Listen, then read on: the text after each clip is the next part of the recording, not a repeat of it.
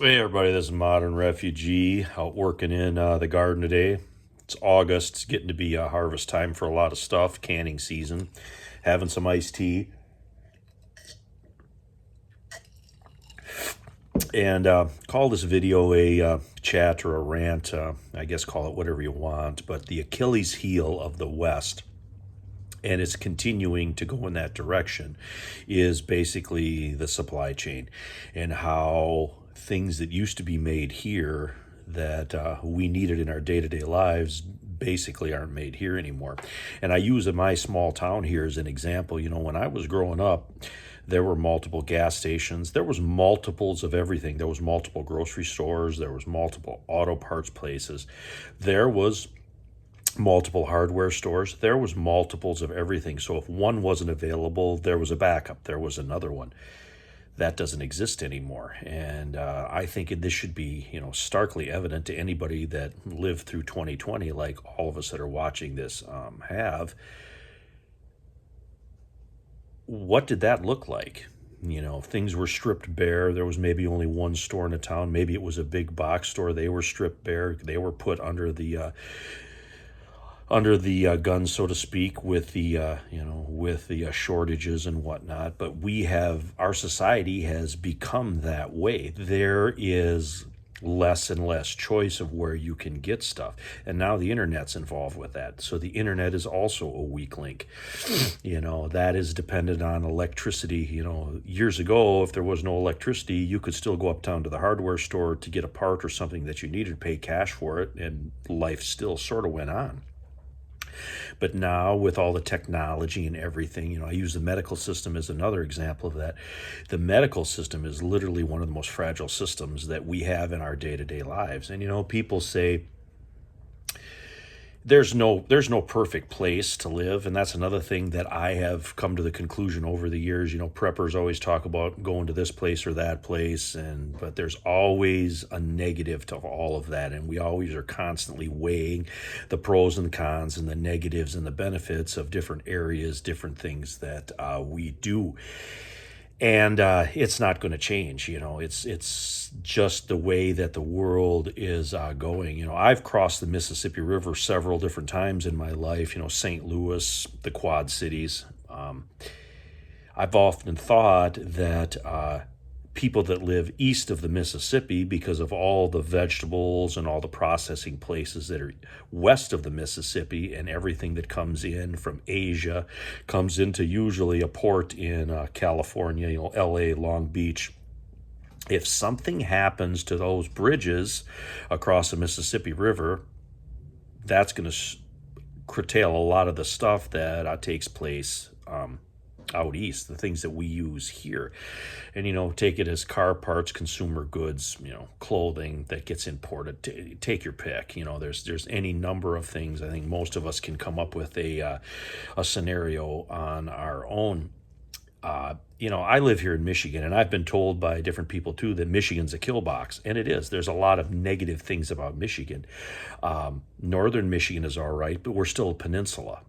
But then again, on the flip side of the coin, we have a lot of lumber. We have a lot of agriculture. My area in particular has got a lot of agriculture, but then again, that agriculture again is dependent on outside systems, whether it's software for the tractors, it's spare parts that are made overseas, whether it's chemicals to support modern agriculture.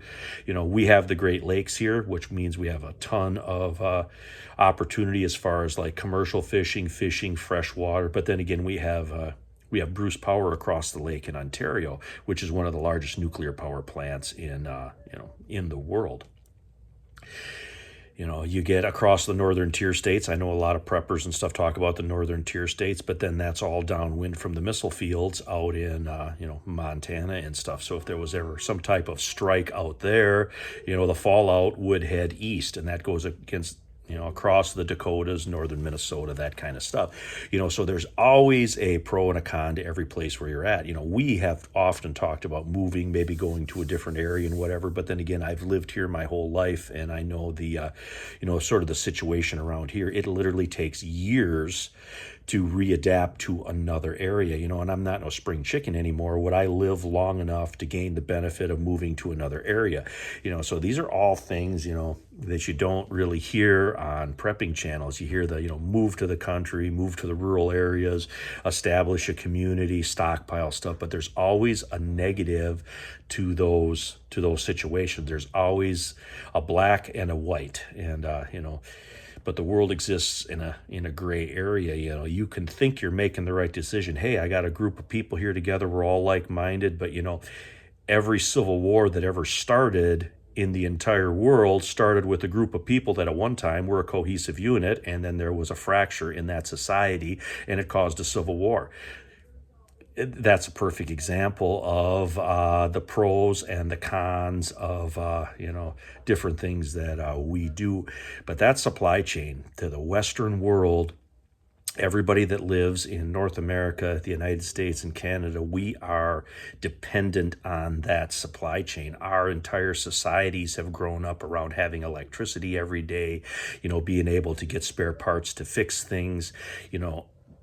I can remember when our small town here, we had our agricultural products that we have here now are sort of monoculture. They're the big stuff. They're the beans, they're the corn, sugar beets, wheat, these kind of things. But I remember a time, when we had more stuff like orchards and we had potato farms. Now we still have potato farms around here, but we have less and less of those more diversified agricultural products every year, because the big farms swallow up the small farms.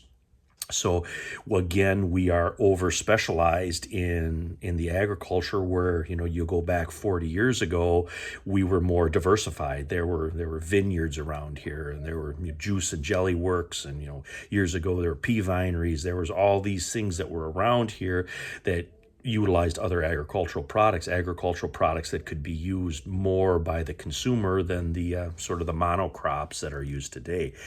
So again, there's always that back and forth, that black and white to the different situations. And I think as preppers, we need to take the bad along with the good. We go, okay, I've got these things here, like, solar power is another one that always pops into my mind. Solar power is great when the sun's shining, but what if the sun isn't shining? And the further north you go, there's, where we are here, we're just in Michigan. We're not even that far north, but there's a period of time in the year, by 5:30 at night, it's dark and it doesn't get daylight till 8 o'clock in the morning. The further north you go, you're going to deal with more and more darkness in the wintertime. So then, I've kind of said, is solar power really the best for me, or am I better off having a generator and stockpiling some extra propane to run my generator if something happens? Because I'm not 100% set that solar power would get me out of that situation. Now, but then again, my generator is dependent upon propane. So, there's always that pro and con to weigh different situations. But we have become so accustomed to the different systems in our lives, like I said, whether it's electrical, whether it's the supply chain, whether it's the medical. People talk about living out in rural areas, but then if something traumatic happens, can you make it to a trauma center within that golden hour? The further you put yourself out in the wilderness, again, you're going to diminish the amount of medical care that you possibly can get, because it takes time to get a hold of help, have them get to where you're at, locate you, stabilize you, and move you.